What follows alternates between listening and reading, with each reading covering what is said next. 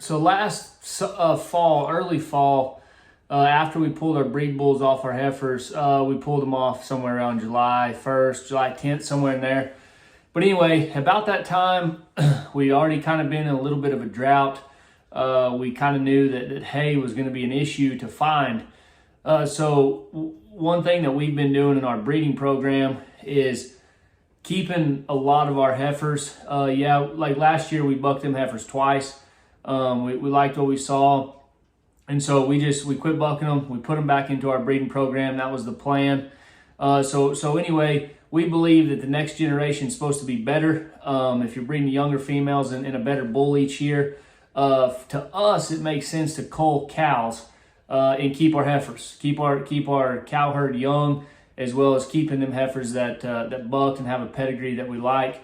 So anyway, last year was the first year that we bred yearlings in a while. Most of the time, I like to hold them over till they're 2-year-olds, and the reason being is, they calve. I've done it before. I've got along good with them breeding back, keeping them on a good mineral program, feeding them, taking care of them when they have those calves. But it does seem to stunt them just a little bit when they calve as 2-year-olds. So anyways, I like looking at big, pretty cows, and so I'd always hold them over to breed them as 2-year-olds.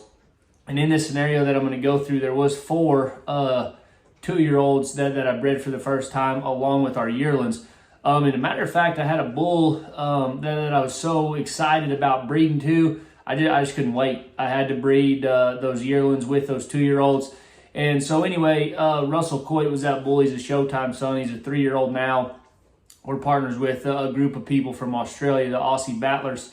But anyway, so we turned him out on our heifers. And there was 10 or 12 yearling heifers and then 4 2-year-old heifers. And they're in the summertime in July, it had already kind of been a drought, and they were eating a bunch of hay. And so I knew that was going to be an issue, the hay, finding hay and stuff. So what we did was we sent those heifers to the feedlot, and the plan was to leave them there until they were about 30 days out from calving. Go get them, save us some hay. And the reason I say that on the hay deal in the middle of summertime was our heifers, we keep in a 2 or 3 acre trap here at the house until after we wean their calf. And that way we hand feed them every day. Yeah, it costs a little more. It takes a little more time.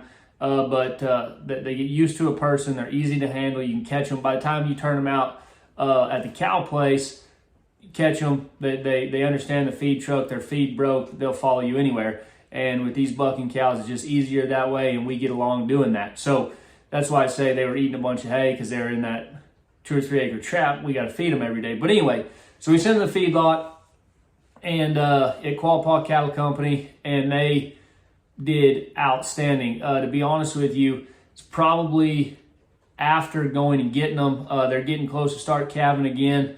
We do have a few calves on the ground already out of those heifers that were at the feedlot. But they grew good. They grew pretty quick. They put on a bunch of flesh. And since we've got them home from the feedlot, them few have calved and haven't had any issue with them falling off and or anything. So basically, we send them. I bet they were there for 3 or 4 months to grow and put on some weight. And they did exactly that.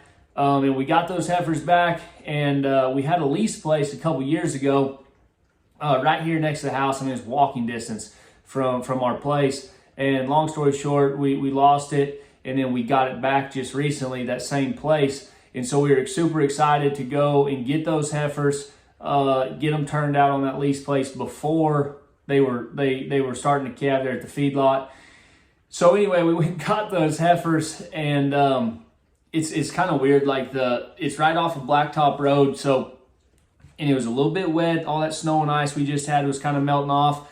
And I didn't want to pull in there, turn around. I didn't want to get stuck pulling in there with the trailer and that load of heifers on. So basically, I just jackknifed it off the road to the gate. And there's off the Blacktop Road, the fence. There's kind of like a little driveway. It goes down like so, and there's a set of gates. And I just backed off in there, and I had Molly with me. I knew I was going to need her help. And she said, "Surely you're going to back down there further." I said, "No, they'll jump off and take off down through the open gates to the pasture." So anyway, I had them cut in a couple different ways on my trailer. It had 6, 3, and 2. And I've got these 2-year-olds. I went and got them a little earlier. They're still at my house. But anyway, all those yearlings. And so I let the first set off, and they jumped off, went through the gates, no problem. Well, the next set was a set of 3, although I forgot there was 3 in that cut. So I walk in there and open the gate, and Molly, she's holding the trailer gate back. It was just a little bit windy, and there's enough space on either side of the trailer and kind of the way it funnels down in there that if they really wanted to flip a U-turn, they could you had to hold your ground or they'd be on the road.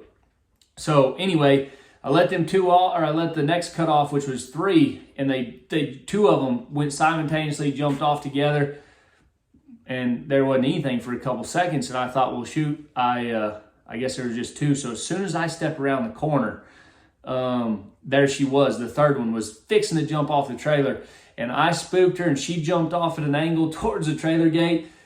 Under the trailer gate she went. Molly squeals, and I thought, son of a bitch, we're going to have this heifer on the road. Just not what I was wanting to do, but by God, Molly stood her ground, and the screams and all, and she got that heifer turned back into the pasture and got her kicked in there. It's been a few days since we got them kicked out on the lease place, and anyway, it doesn't seem like there's a whole lot of guys that send heifers to the feedlot, and so we were really happy with doing that. In a perfect world, you send them a little earlier, let them grow a little longer, but 3 or 4 months, letting them grow and get big, bred to a bull that we're really, really excited about. And so anyway, that's basically, we just make this video and just show how them heifers did at the feedlot and how they progressed. And heck, everyone's got to be excited to get a new lease place back, as hard as that stuff is to come by.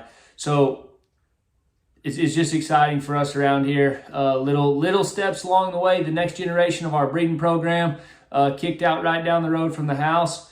I want to thank you guys for watching. Don't forget to like and subscribe to our YouTube channel for more things like this. And you guys take care.